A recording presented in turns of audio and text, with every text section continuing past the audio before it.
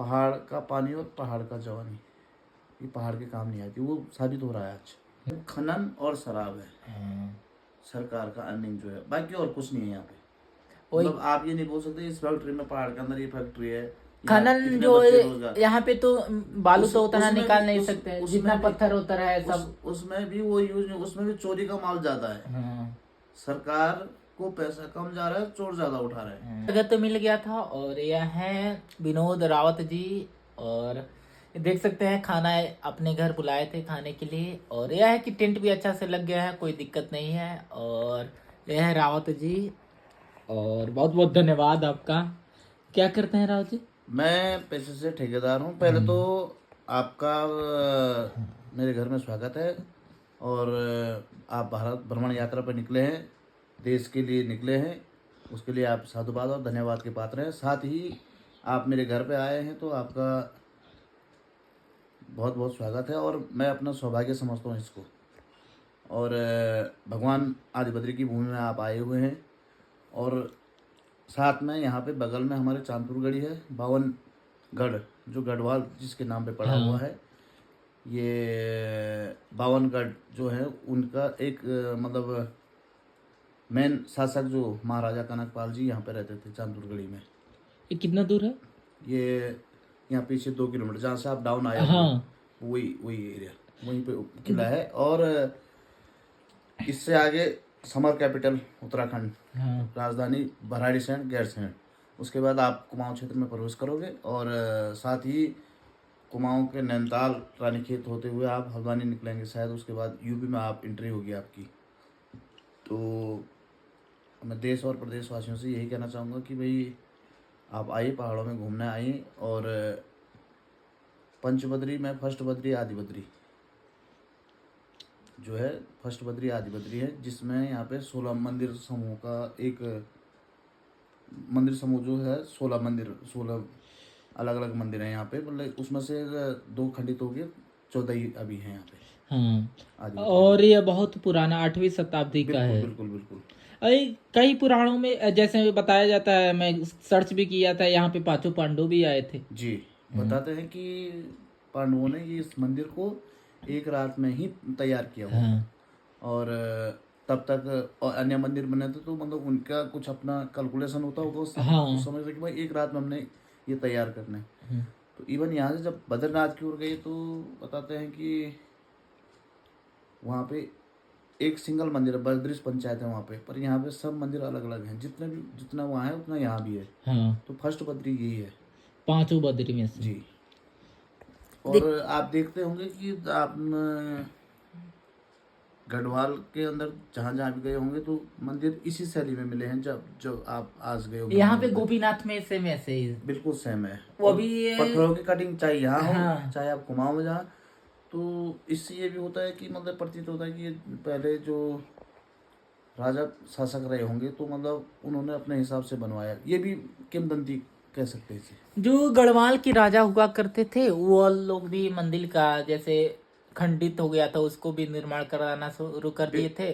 और जो गढ़वाल का मतलब होता है गढ़ों का किला, जहाँ पे रजवाड़ हुआ करता था, किला हुआ, राजाओं का, इसीलिए गढ़वाल पड़ा। कुमाऊं में कचूरी राजवंशियों के, चंद्रवंशी ना, कचूरी राजवंश और चंद्रवंशी, चंद्रवंशी वहाँ पे कुमाऊं में।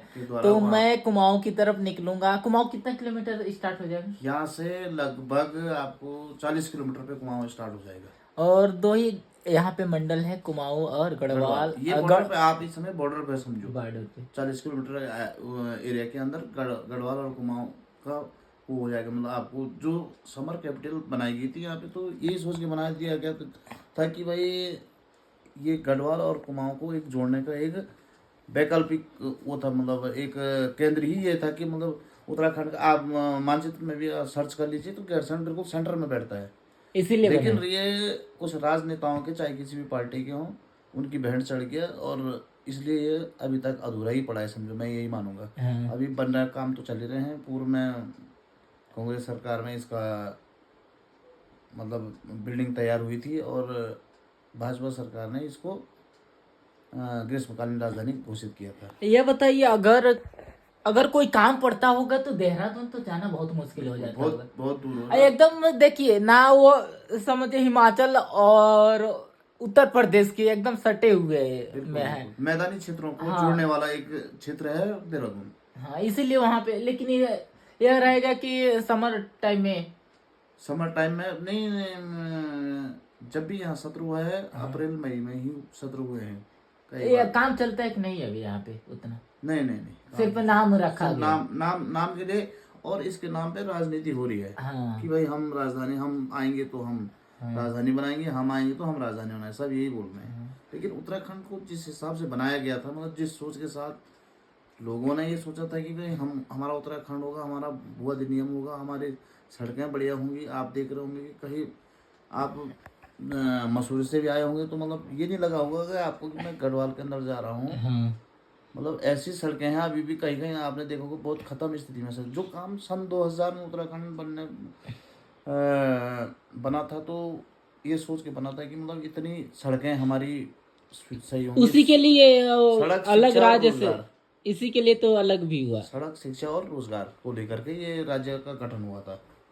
लेकिन मैं कह रहा हूँ आपको कि ये कुछ राजनेताओं के ऐसे चुंगल में फंस गया उत्तराखंड। अभी आपने, वो कहा जाता है राजनेताओं की भेंट चढ़ जाना। बस बस बस, एक बार ये बोला गया था कि भाई पहाड़ का पानी और पहाड़ का जवानी, ये पहाड़ के काम नहीं आती। वो साबित हो रहा है आज।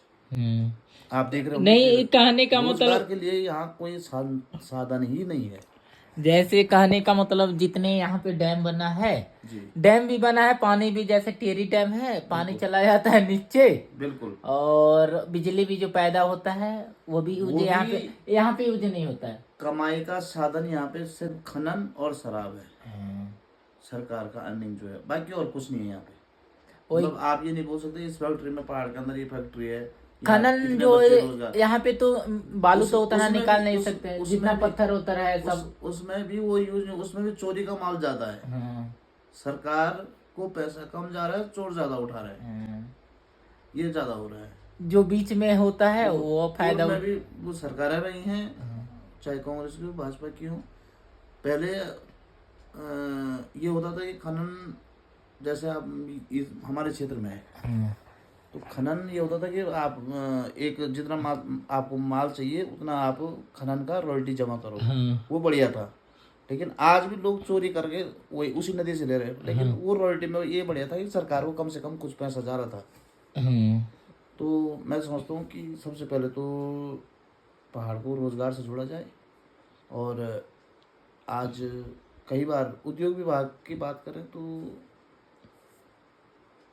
इन्होंने सिर्फ, सरकार ने नाम चेंज कर रखा होगा, प्रधानमंत्री की स्कीम अलग दे दी और वो 35% सब्सिडी दे रहे हैं उसमें, और मुख्यमंत्री वाले में 25% सब्सिडी दे रहे हैं। लोन लो और अपना रोजगार चलाओ। लेकिन ये बताओ आप, कोरोना काल में इतना मतलब लोग टूट गए हैं कि मतलब यहाँ तक कि जो बेरोजगार है उसको शादी तक नहीं हो रही है उसकी। हाँ, ये बात तो पहाड़ों में सबसे बड़ी बात तो ये होगी यहाँ पे। वो करेगा। ये बताइए, एक तो होता है निचले स्तर में, जैसे हमारे यहाँ यूपी बिहार में वहाँ पे खेत होता है किसी का 10 एकड़ 15 एकड़, कुछ लड़का नहीं कर रहा है तो अपना खेत में काम करते। आपके यहाँ तो ये होता है ना कि भाई मेरा इतनी जमीन है, हाँ हाँ, और नहीं होगा तो मेरा बच्चा दूध बेचेगा, हाँ हाँ, गन्ना तो बेचेगा, अपना रोजी रोटी चला लेगा खेतों से। ये यहाँ पहले होता था अभी जमाने में कि पूछते थे भाई, जब लड़के वाले लड़की वाली के यहाँ जाते हैं तो लड़की वाले पूछते थे भाई कितने गाय भैंस हैं तुम्हारे, कितने खेत हैं। तो रोजगार मतलब जो फौजी होता था, जो सरकारी नौकरी, बहुत कम लोग शादी होती थी उससे। बोलते ना नौकरी वालों को क्या देनी लड़की, लड़की हम देंगे तो जिसकी ज्यादा जमीन होगी, जिसके ज्यादा गाय भैंस होगी उसको देंगे। उस समय होता था भी। हाँ, इसलिए होता था ना कि लड़का हो जॉब करने चला जाएगा। आज आप ये जो दाल आप ले रहे हैं, ये कुल्थी गहत बोलते हैं इसको पहाड़ में, या गहत।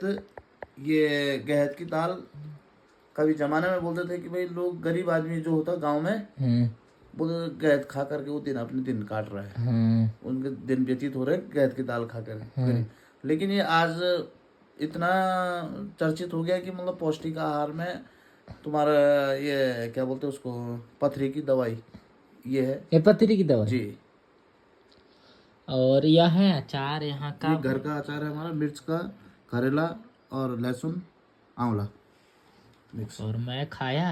और बहुत बहुत धन्यवाद धन्यवाद तो रावत जी को कि ये खाने का व्यवस्था कर दी और रहने का भी, तो इसके लिए बहुत साथ ही आप कल सुबह नाश्ता करके जाएंगे और भगवान आदिबद्री जी के दर्शन कराए जाएंगे आपको, और साथ में चंद्रगढ़ी अगर आप जाना चाहें तो चंद्रगढ़ी भी दिखाई चलिए जाएगा। धन्यवाद।